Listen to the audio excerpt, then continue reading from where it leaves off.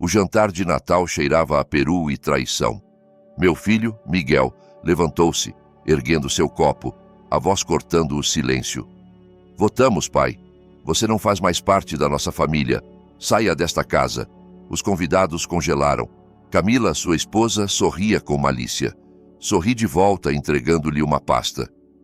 Aqui está um presente de despedida, filho. Ele a abriu e gritou. Todos observavam sem perceber que minha vingança acabava de começar. Pensavam que haviam me destruído, mas estavam errados.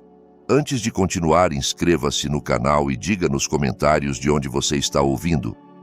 A sala de jantar cheirava a batatas assadas e ressentimento. A velha mesa de carvalho, arranhada por décadas de jantares em família, suportava o peso de nossa última batalha. Pratos sujos permaneciam intocados. O café esfriava em canecas lascadas. Miguel estava à cabeceira, o rosto corado, gesticulando como um maestro do caos.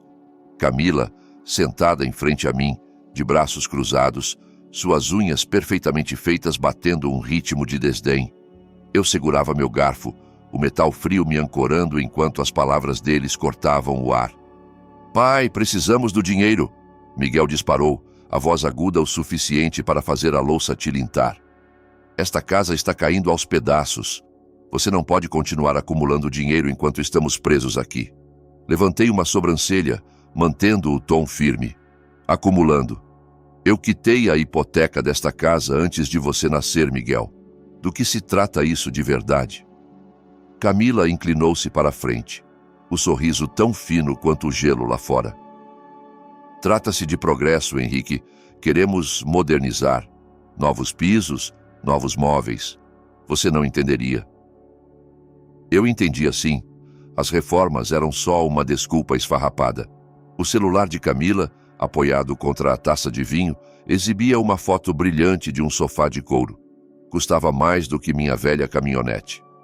Miguel, agora andando de um lado para o outro, lançou um papel dobrado sobre a mesa. Um orçamento de um empreiteiro, inflado com melhorias desnecessárias.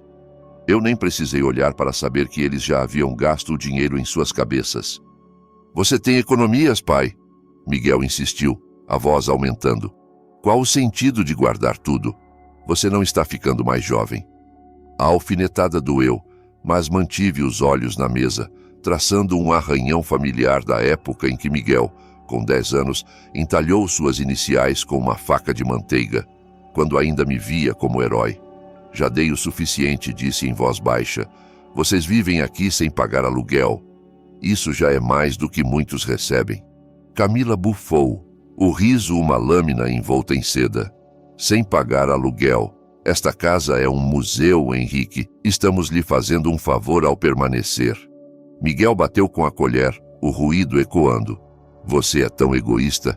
Acha que é um santo, mas só está nos atrasando. O silêncio caiu, o tipo que aperta o peito.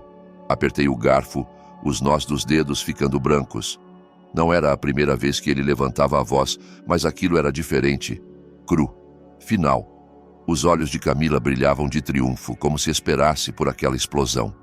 Eu podia ter gritado de volta, listado cada sacrifício, os turnos extras, a faculdade, o carro que vendi para comprar seu primeiro traste. Mas palavras não alcançavam mais. Egoísta, repeti, deixando a palavra pairar. É isso que você pensa. Miguel inclinou-se, o hálito quente de vinho. Isso mesmo. Você não é mais necessário aqui, pai. Podemos cuidar deste lugar sem você. O ar mudou, pesado com o peso das palavras. Os lábios de Camila se contraíram, mal escondendo a satisfação. Coloquei o garfo com cuidado e me levantei. A cadeira arrastou no piso de madeira, o som parecendo mais alto do que devia. Olhei para Miguel, depois para Camila, seus rostos espelhos de ganância e certeza. Achavam que haviam vencido. Entendo, disse, a voz firme apesar do incêndio no peito. Vocês deixaram claro. Meus passos ecoaram no chão enquanto caminhava em direção ao corredor. Miguel gritou zombando. O quê? Vai sair emburrado? Não respondi. A porta da sala de jantar crescia à frente, a tinta lascada, lembrança de dias melhores. Ao tocar a maçaneta, uma única ideia atravessava a névoa da traição. Eu havia dado tudo, meu tempo, meus sonhos, minha casa. Chega! A porta se fechou com um clique, abafando as vozes. Fiquei no escuro, o pulso se acalmando. Pensavam que poderiam me quebrar. Estavam errados. Eu mostraria o que egoísmo realmente significa. Meu quarto era uma cápsula do tempo, cada canto guardando fantasmas de uma vida que construí e perdi. A cama de madeira rangeu sob meu peso ao me sentar, o colchão afundado pelos anos de noites inquietas. Um único abajur lançava uma luz morna sobre o ambiente, iluminando o pó sobre uma foto emoldurada de Elisa e Miguel, tirada quando ele tinha 6 anos. Seu sorriso banguela me encarava, tão diferente do homem que havia gritado comigo horas atrás. Eu não era mais necessário. Meus dedos tocaram o vidro da moldura, tremendo levemente. Como chegamos a isso? A casa estava silenciosa agora, o tipo de silêncio que amplifica os pensamentos. Abri a gaveta do criado mudo e puxei um álbum antigo, a capa de couro, gasta pelo tempo. Ao folhear, parei numa foto de Miguel com 16 anos, segurando uma bola de futebol americano, os olhos cheios de sonhos que eu ajudara a financiar. Vendi minha caminhonete para pagar suas inscrições nas universidades, dizendo a Elisa que era apenas um carro. Ela apertou minha mão naquele dia, o sorriso dizendo que sabia melhor. Ambos acreditamos que valeria a pena. Virei outra página. Miguel se formando. Trabalhei em turnos duplos para bancar sua faculdade, minhas costas doendo de tanto erguer concreto. Ele me abraçou naquele dia, o cabelo torto, prometendo que me daria orgulho. Acreditei. Agora a lembrança cortava como faca. Ele nunca disse obrigado, nenhuma vez. E depois que o câncer levou Elisa há 3 anos, ele se afastou ainda mais, me deixando perambular sozinho nesta casa, até Camila aparecer. A ambição afiada dela cravou garras nele. Continuei folheando, e uma nota amarelada caiu. Um recibo de matrícula universitária, R$12.000, datado de 2005. Esvaziei minhas economias por aquilo, dizendo a mim mesmo que era um investimento no futuro dele, e de certa forma, no meu também. Alguém para levar adiante o nome da família, para compartilhar a vida que construí. Em vez disso, ele trouxe Camila. Seus olhos frios examinando a casa como se fosse um prêmio a ser tomado.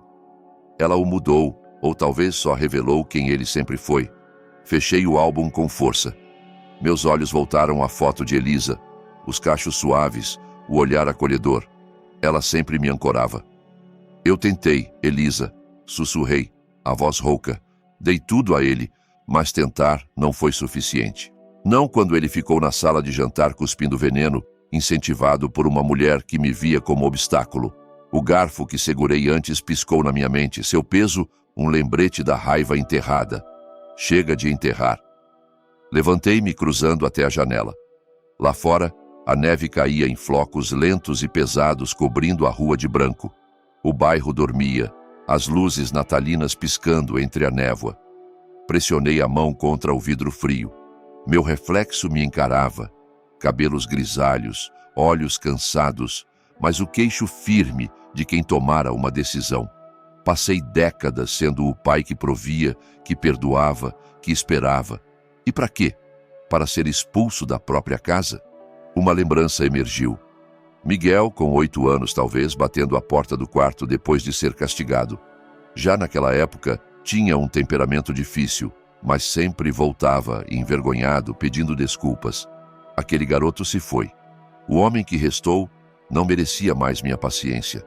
Nem Camila, com seus sorrisos calculados e sonhos de uma vida que nunca construiu. Peguei o celular do criado mudo, a tela brilhando na penumbra. Meu polegar pairou sobre o nome do Tom. Ele saberia por onde começar. Um cara que já viu a feiura do mundo e saiu do outro lado com coragem. A neve continuava caindo, macia, incessante. Eu não era vítima, não mais. Fui o alicerce deles por tempo demais. Agora era hora de construir algo novo. O carvalho velho cheirava a uísque e couro gasto, suas luzes fracas projetando sombras compridas sobre o revestimento de madeira escura. Sentei-me em um dos cantos da cabine. o assento de vinil rangendo quando me inclinei para a frente, as mãos envolvendo um copo de bourbon. Do outro lado da mesa, Tom bebia sua cerveja, o suéter cinza tão puído quanto sua paciência. Ele era meu amigo desde os tempos em que discutíamos projetos na antiga firma de engenharia. Naquela época, a vida ainda fazia sentido. Agora, aposentado como advogado, Tom era o tipo que cortava problemas como quem corta madeira seca, direto, sem cerimônia.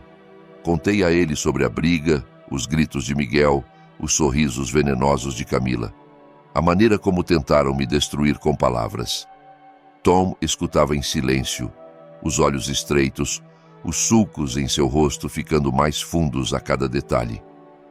Quando terminei, ele pousou o copo na mesa, o som do vidro contra a madeira rompendo o silêncio do bar. São abutres, Henrique, disse, a voz rouca. Acham que podem te picar aos poucos só porque você tá velho. Vai deixar?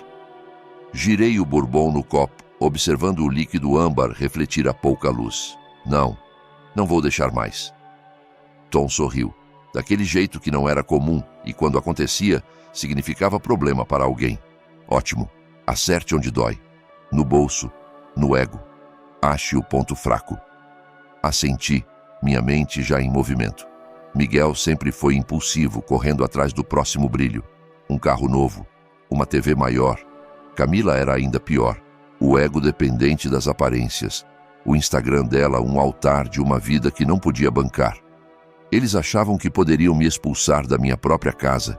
Eu mostraria a eles o que uma vida inteira de planejamento pode fazer. Legalmente, acrescentei, encarando Tom, sem margem para erro. Ele riu, inclinando-se para trás. Falou o cara que revisava cada cláusula dos contratos que eu redigia. Você sabe o que está fazendo. Eles não têm ideia com quem se meteram. Tirei um caderno pequeno do bolso do casaco e o abri sobre a mesa. Minha caneta começou a riscar o papel, a palavra contas, destacando-se em tinta firme. As finanças de Miguel eram um desastre. Eu já tinha visto os avisos de atraso que ele tentava esconder, o jeito como Camila estremecia quando a máquina de cartão demorava para passar. Era o meu ponto de partida. Você é mais assustador do que parece, disse Tom, erguendo o copo. A justiça. Toquei meu copo no dele. As consequências. O bar vibrava com um zumbido discreto de conversas e garrafas tilintando. O jukebox tocava um daqueles modões antigos que Elisa costumava cantarolando na cozinha. Afastei a lembrança. Nostalgia não ia me ajudar agora. Tom se inclinou, a voz mais baixa.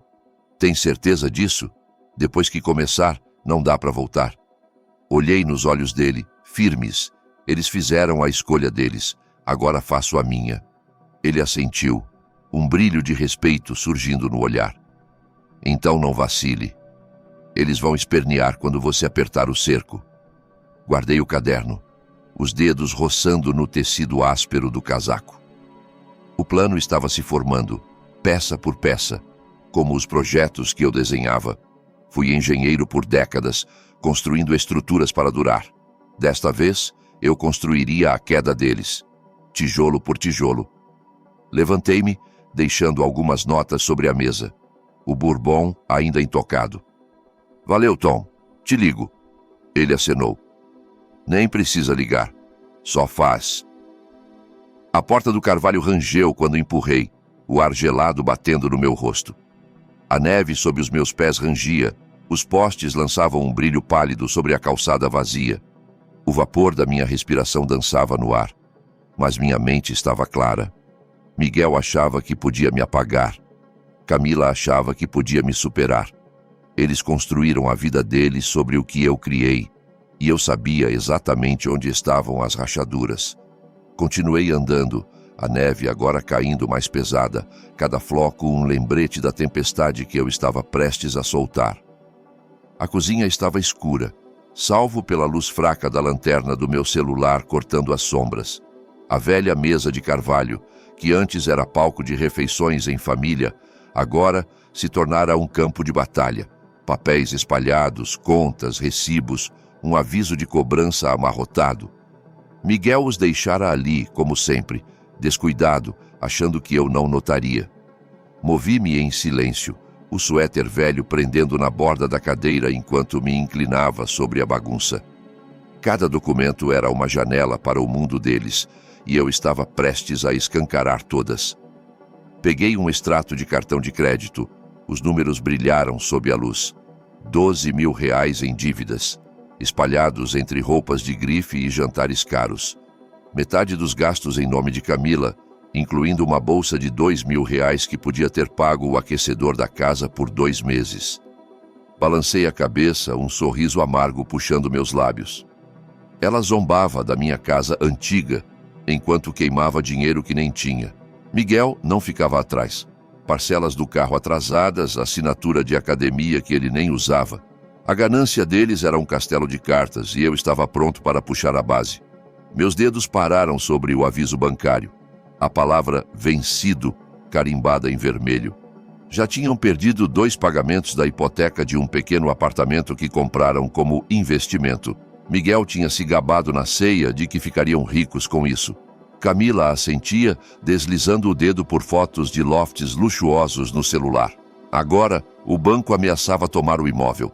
Anotei o número da conta no meu caderno, a caneta riscando firme no silêncio da cozinha. Uma lembrança se infiltrou. Camila, no jantar da semana passada, balançando o garfo como uma rainha decadente, chamando o meu carpete de brega. Miguel riu, enquanto eu olhava as fotos de família na parede, me perguntando quando meu filho deixou de ver esta casa como lar. Aquele carpete foi escolha de Elisa. Compramos juntos, depois de horas de debate na loja. Queriam arrancá-lo, apagar ela, apagar a mim. Congelei. Um rangido no corredor. O coração acelerou. Apaguei a lanterna, mergulhando a cozinha na escuridão. A casa era velha, sempre gemendo, mas eu não podia arriscar. Encostei-me na bancada, ouvindo. Nada. Apenas o zumbido da geladeira e o tic-tac do relógio da sala. Soltei o ar devagar, acalmando os batimentos.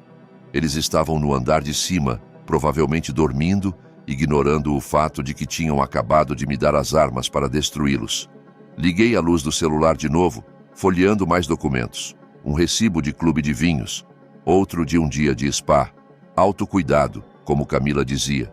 Cada linha, um fio da teia que teceram com mentiras e ostentação. Eu estava mapeando tudo. Minha mente de engenheiro sabia encontrar falhas estruturais. As deles estavam em toda parte, e eu faria questão de que cada abalo fosse sentido. O caderno em minha mão ficava mais pesado a cada anotação. Datas, valores, contas. Guardei o aviso do banco no bolso, dobrando com cuidado. Aquilo não era só sobre dinheiro, era sobre controle. Era sobre provar que eu não era a peça ultrapassada que pensavam. Eu construí esta casa, esta vida, e eles tentaram tomá-la de mim como se fosse um móvel velho. Grande erro. Outro rangido, mais perto. Passos, lentos, pesados, descendo as escadas. Miguel. Fechei o caderno num estalo e o enfiei no bolso. Reorganizei os papéis de volta ao caos original, apagando a lanterna.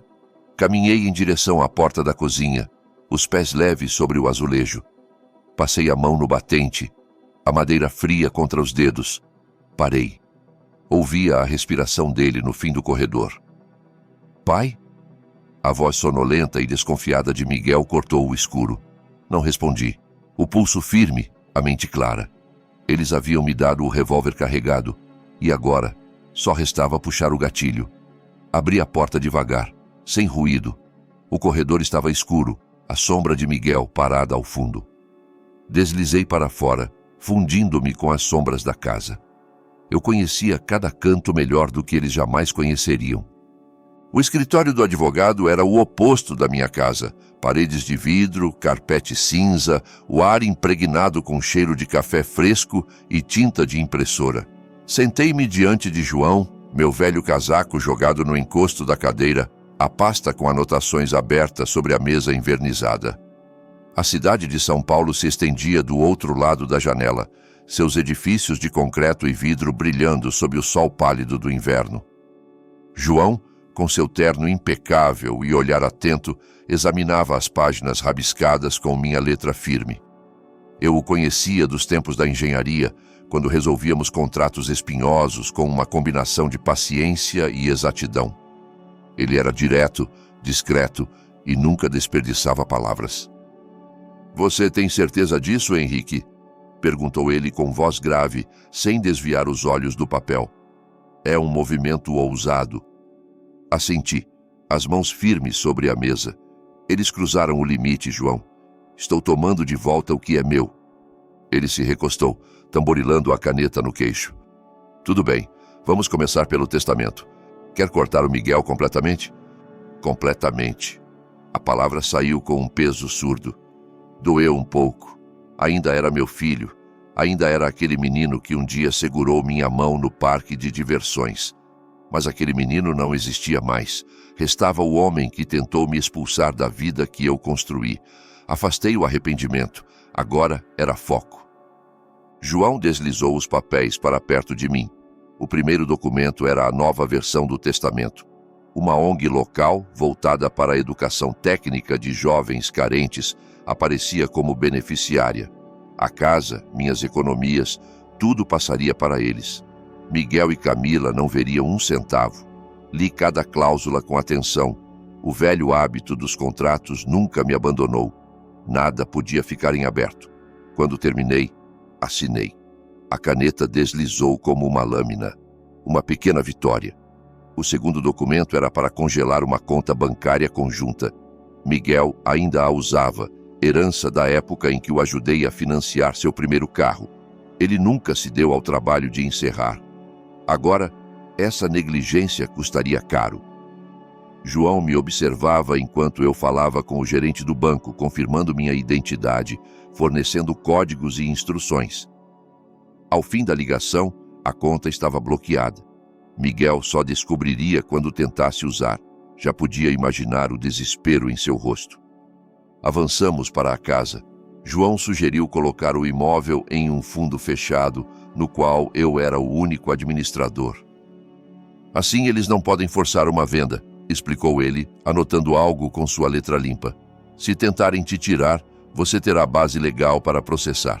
Assenti. A casa era minha fortaleza, o último pilar de tudo que eu e Elisa construímos. Cada tijolo, cada viga, fora pago com suor, madrugadas e sacrifício. Não deixaria que a transformassem num saque em nome de modernização. Assinei os documentos com a certeza de quem finca estacas no chão para impedir a erosão. João empilhou os papéis, o tom suavizando um pouco. "Você está bem, Henrique? Eu sei que isso tudo..." Olhei para ele, o maxilar tenso. "É necessário. Eles fizeram a escolha deles." Ele não insistiu. Apertamos as mãos e guardei a pasta debaixo do braço. O peso dela agora era mais do que papel. Era proteção, era retaliação, era justiça. No caminho para fora, meu celular vibrou no bolso. O nome de Miguel piscava na tela. Chamada não atendida. Meu coração acelerou por um segundo. Não atendi. Ele já sentia o chão ruir, mesmo sem saber por quê. A porta do escritório fechou-se suavemente atrás de mim.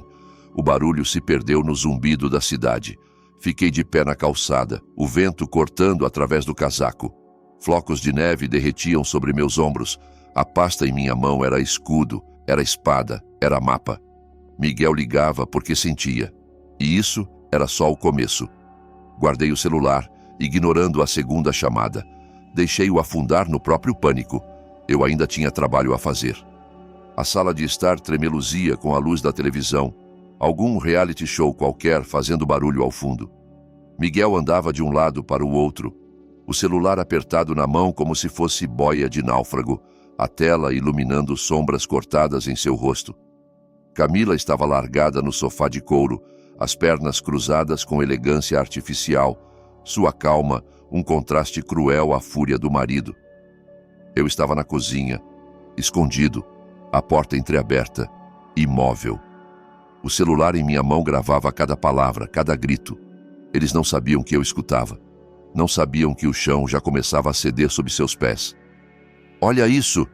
Miguel ergueu o celular na direção de Camila, a voz tensa, quase trêmula. A conta tá bloqueada. Tentei pagar a parcela do carro. E voltou. Voltou! Camila arqueou uma sobrancelha fria. Calma, Miguel. Deve ser erro do sistema. Liga pro banco. Eu liguei. Ele jogou uma revista no chão com força, as páginas se espalhando pelo tapete. Disseram que tá bloqueada pelo titular. É o papai, Camila. Ele fez isso. Apertei o telefone com mais força, aproximando o corpo da fresta. O banco agira rápido, como eu esperava. A raiva de Miguel era pura, e eu queria cada gota registrada. Mas era Camila quem me interessava. Ela se moveu lentamente, os dedos batendo no braço do sofá. Seu pai? Por que ele faria isso? Por vingança. Miguel estalou os dedos no ar. Desde aquela conversa sobre reformar a casa, ele entrou em modo defensivo. Você viu? Acha que é dono da nossa vida. Ela soltou um risinho. Um daqueles que só quem se acha acima de todos ousa fazer. Depois disse com a voz mansa e perigosa. Talvez esteja na hora dele sair. Esta casa é grande demais para ele. A gente podia vender. Ir para um lugar melhor. Modern. Meu peito se apertou, mas mantive o silêncio. Vender minha casa. Aquela casa onde eu e Elisa criamos o Miguel, onde ela ria enquanto pendurava luzes de Natal, onde cada canto tinha história. Eles não queriam só a casa, queriam apagar a memória. Eu continuei imóvel, a lanterna do celular desligada, só a gravação corria. Miguel parou de andar. Os ombros caídos, a voz mais baixa. Você acha que dá? Que a gente pode simplesmente mandá-lo embora? Camila se inclinou como uma cobra prestes a dar o bote. Ele é velho, Miguel, vulnerável. A gente diz que é pelo bem dele. Arruma um apartamento pequeno, num lugar barato. A casa fica com a gente. É justo. Justo. A palavra queimava nos meus ouvidos. Mas não me movi. Apenas deixei a gravação correr, cada sílaba mais afiada que a anterior. Eles estavam conspirando sem o menor cuidado. O orgulho cegava os dois.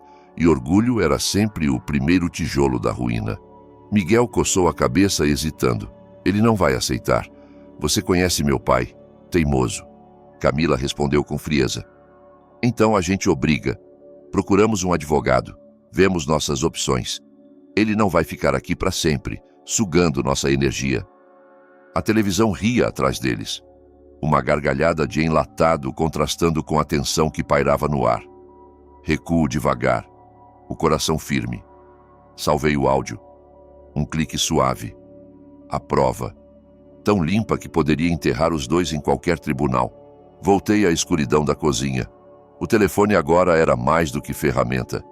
Era arma. Eles pensavam que planejavam um golpe silencioso. Mas tinham acabado de abrir todas as janelas para mim. Aquilo não era só traição. Era tentativa de usurpação.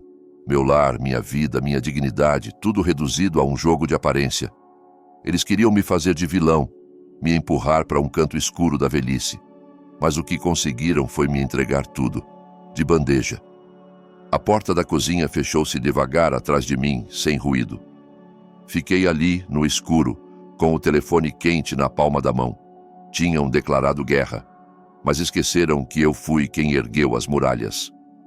A nova fechadura brilhava sob a luz amarela do alpendre, o latão reluzente zombando de mim. Enfiei a chave antiga, já desgastada de tanto uso, e ela não girou. Tentei de novo, com mais força, o metal raspando inutilmente. Um nó gelado se formou no meu peito. A casa, minha casa, parecia agora a casa de outro. Miguel e Camila agiram rápido, mais rápido do que eu esperava. A chave não funcionava. A mensagem era clara. Você não entra mais aqui. Dei um passo para trás, olhando as janelas. A sala estava escura, cortinas fechadas. Mas eu sabia que estavam lá dentro. Imaginava os dois sentados no sofá, Camila de meias e taça na mão. Miguel andando em círculos com o celular colado no ouvido, talvez falando com o advogado que haviam contratado para me declarar incapaz. Mais cedo naquele dia, escutei fragmentos da conversa numa mensagem de voz de uma prima. Estavam espalhando para a família inteira que eu estava desorientado, inseguro, inapto. Agora, a nova fechadura. Não era apenas uma proteção, era uma sentença. Rodeei a casa, os passos rangendo na neve. A porta lateral também estava trancada, com um novo fecho instalado. Meus dedos deslizaram pela moldura da porta, lembrando do verão em que eu e Elisa a pintamos juntos. Tinta branca nas mãos, risos, o cheiro de tinta fresca no ar. Aquilo doía, mas sentimentar-se não ajudaria. Eu precisava de ação, de estratégia e, acima de tudo, de sangue frio. Por dentro da casa, imaginei a movimentação. Miguel resmungando, Camila calma e venenosa, moldando a narrativa com precisão cirúrgica. Ela devia estar dizendo que era para o meu bem, que eu não sabia mais lidar com a casa. Sabia exatamente como usaria o tom suave, como se estivesse cuidando de um idoso frágil. Aquilo me fez cerrar os dentes. Eles não me conheciam, nunca souberam quem eu era de verdade. Eu fui o homem que sustentou 3 empregos ao mesmo tempo, o homem que cuidou de Elisa até seu último dia, sem delegar sofrimento a ninguém. Tirei o celular do bolso. A tela acendeu, o frio mordendo meus dedos. O nome de Tom estava no topo da lista de chamadas. Disquei. Eles trocaram a fechadura, disse assim que ele atendeu. E estão dizendo para a família que eu enlouqueci. A risada dele foi seca, irritada. Que jogada ousada, hein? Um casalzinho de amadores com pretensões de tubarões. Você já tem um plano? Estou trabalhando nisso, respondi encarando a casa escurecida. Eles estão cavando o próprio buraco. Só preciso empurrar. Não deixa eles te desestabilizarem, avisou Tom. Só agem assim porque têm medo. Desliguei sem dizer mais. O frio se intensificava, flocos grossos cobrindo a calçada, a rua silenciosa, adornada com as luzes de Natal das casas vizinhas, um contraste cruel diante do que me acontecia. Caminhei até o fundo da casa, testei mais uma maçaneta, trancada. O mundo que construí, agora fora do meu alcance. O celular vibrou novamente. Uma mensagem da minha cunhada. Lígia. Henrique, o que está acontecendo? O Miguel disse que você está desorientado. Me liga, por favor. Olhei a tela. O dedo pairou sobre o botão de chamada, mas não liguei. Eles já haviam começado a espalhar a versão deles. A mentira já corria pelos grupos da família.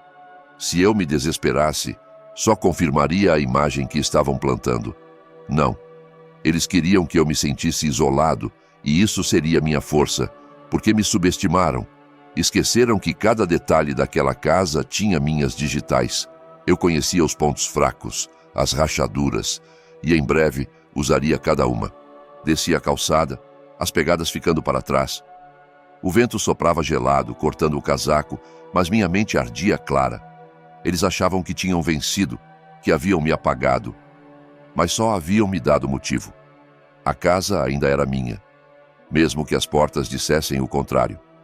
O cheiro de café queimado e canela impregnava o pequeno café, seus móveis de madeira ocupados por sacolas de compras natalinas e conversas abafadas. Sentei perto da janela, as mãos envolvidas numa caneca lascada, o vapor subindo em espirais preguiçosas. Do outro lado da mesa, Sara mexia a colher dentro do copo com inquietação, o cachecol vermelho em volta do pescoço destacando-se no dia cinzento. Ela tinha sido amiga de Elisa por décadas e uma das poucas que ainda passava para ver como eu estava desde o funeral. Agora, seus olhos estavam arregalados, a voz baixa, quase um sussurro enquanto se inclinava para mais perto. Henrique, fiquei sabendo de uma coisa que você precisa saber, disse ela, olhando ao redor como se o ar estivesse cheio de ouvidos. Miguel e Camila estão preparando um jantar de Natal.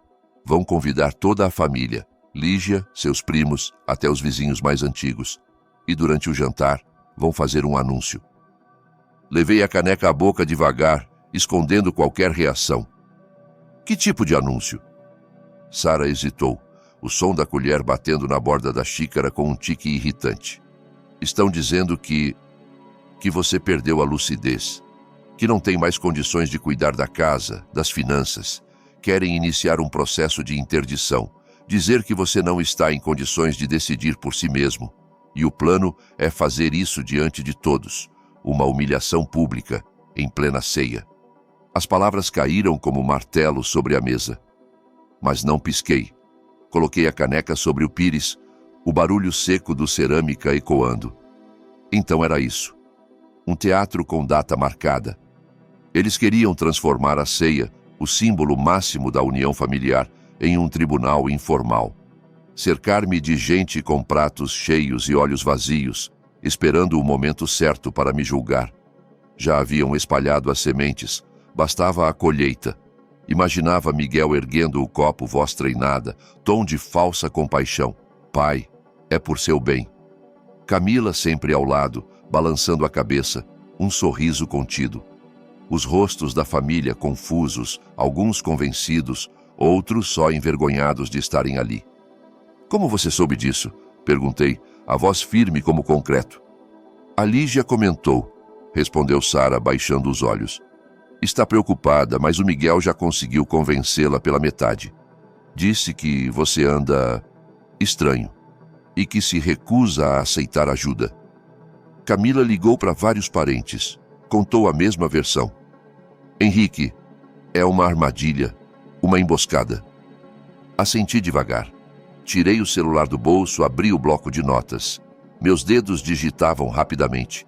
Ceia de Natal, anúncio familiar, declaração de incapacidade. Cada palavra era uma peça. Eles estavam tentando me encurralar, mas acabaram me dando uma oportunidade. Queriam espetáculo? Teriam. Só não o tipo que esperavam. Sara me observava com a testa franzida. Você não parece surpreso. Não estou, respondi guardando o celular. Eles vêm ensaiando isso há semanas. Só não achei que teriam coragem de sujar o Natal.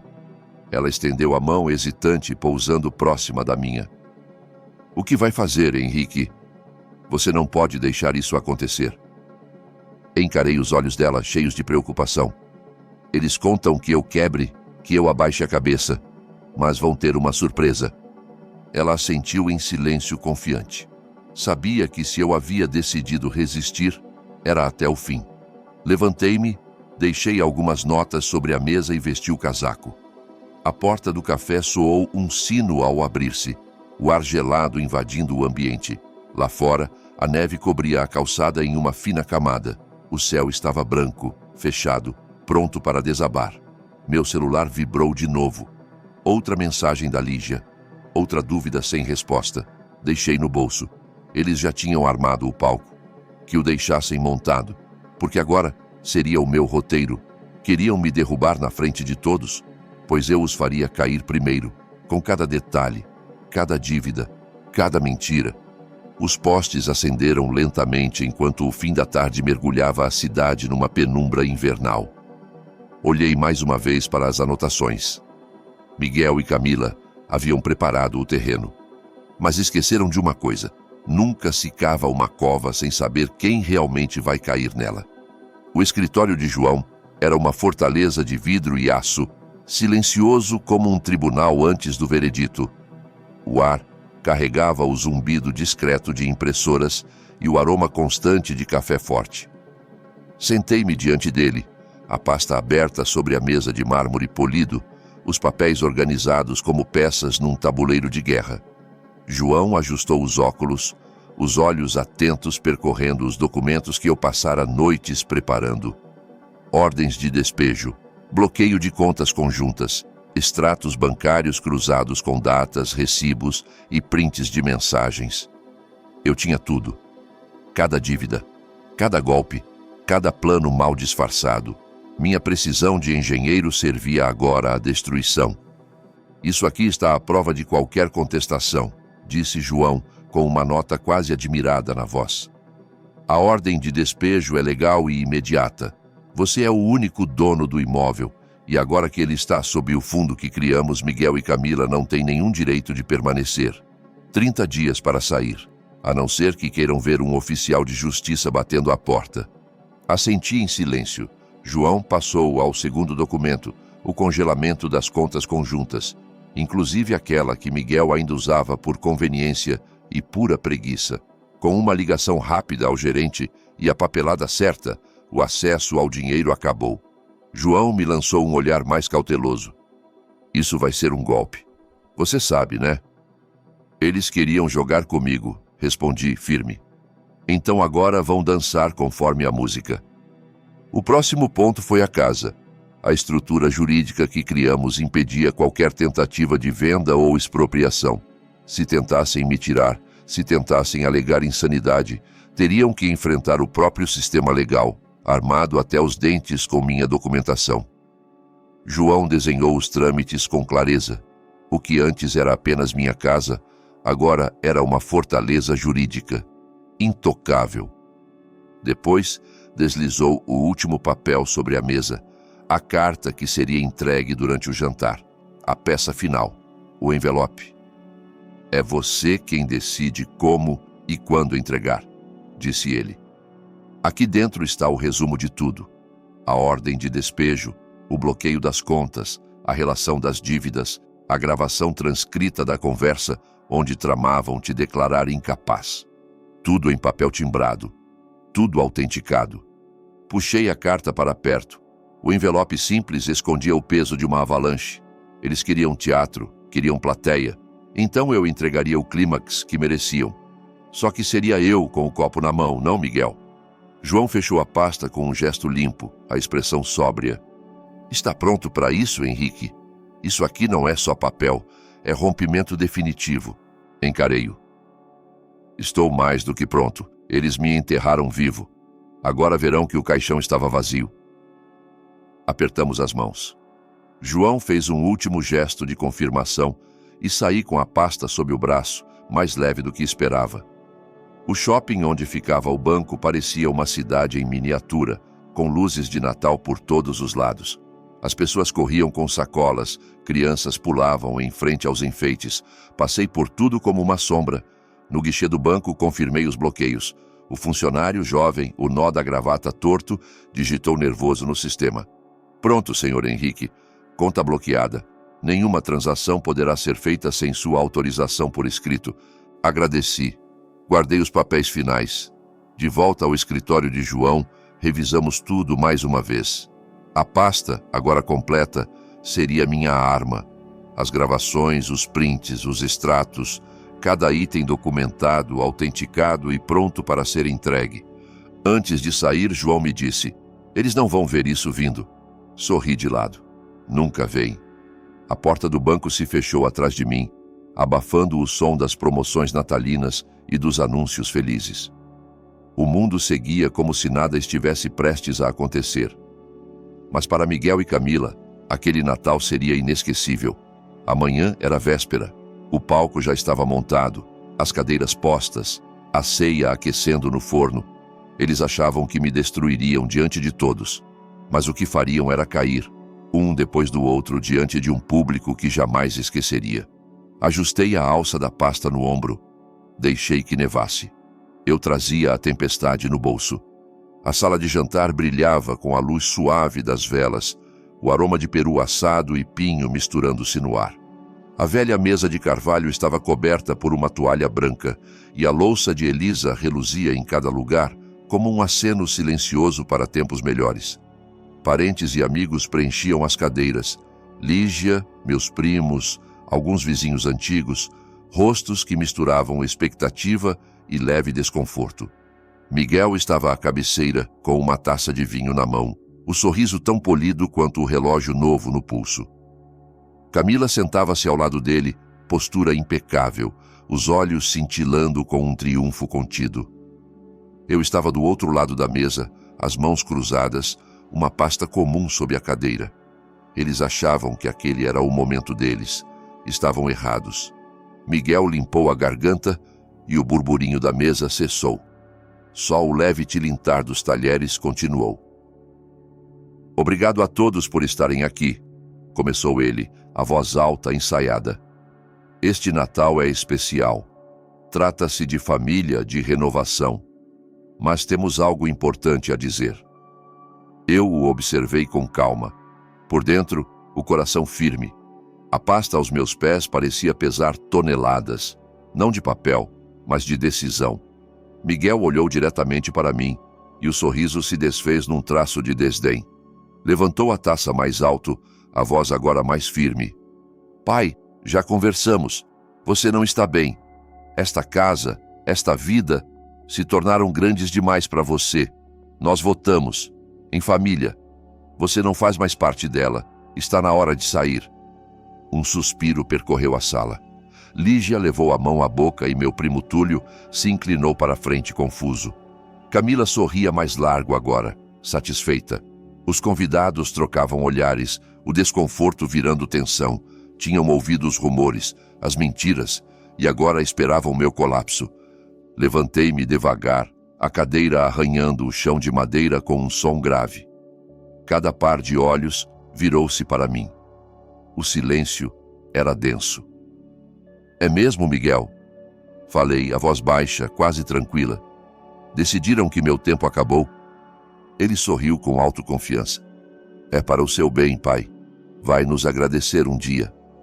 Inclinei-me e peguei a pasta. Ergui-a devagar e a estendi para ele. Então aqui está, um presente de despedida. Abra. Miguel hesitou. O sorriso vacilou. Pegou a pasta como se temesse o conteúdo. Abriu. Seus olhos correram pela primeira página. A ordem de despejo, em papel oficial, com o nome dele e de Camila. A mão dele tremeu. Virou a próxima, bloqueio bancário. A seguinte, extratos, dívidas, recibos. Mais adiante, a transcrição da gravação onde tramavam me declarar incapaz. Ele ofegou. Os dedos se fecharam com força sobre o papel. O que é isso? Gritou, a voz rachada. A pasta escorregou da mesa, os papéis espalhando-se até a travessa de peru. É justiça, respondi. Vocês pensaram que eu era fraco, que podiam tomar o que não é de vocês, mas esqueceram quem construiu esta casa e quem sabe onde tudo está enterrado. Camila puxou uma folha, o rosto empalidecendo ao ler. Isso é falso, gritou, mas a voz falhava. Ele armou isso tudo. Os convidados se levantavam, pegando os papéis, lendo, murmurando. Lígia pegou uma das páginas com as mensagens impressas. Leu em silêncio. Depois levantou os olhos para Miguel. Miguel, isso é verdade? Você tentou vender a casa do seu pai? Miguel tentava falar, mas só balbuciava. O copo caiu da mão dele, o vinho escorrendo sobre a toalha. Eu fiquei parado, firme. A verdade não precisava gritar, só existir. Camila tentou recuperar o controle, mas sua maquiagem já borrava, a máscara escorrendo com cada palavra lida em voz alta por um primo ou vizinho. O salão virou um murmúrio de indignação. Túlio, em pé, lançou o papel de volta sobre a mesa. Vocês dois envergonharam essa família. Miguel me encarou, os olhos desesperados. Pai, por favor, diz que isso é um mal-entendido. A gente não queria... Queriam, sim, respondi. E conseguiram. Só que agora vão lidar com as consequências. Camila agarrou o braço de Miguel, tentando disfarçar o pânico. Henrique, por favor. Podemos conversar. Resolver. Vocês tiveram anos para resolver. Escolheram a ganância. Um a um, os convidados foram deixando a mesa. Lígia parou ao meu lado antes de ir, os olhos cheios de culpa. Eu devia ter confiado em você, Henrique. Me perdoa. Apenas assenti. As desculpas vinham tarde demais.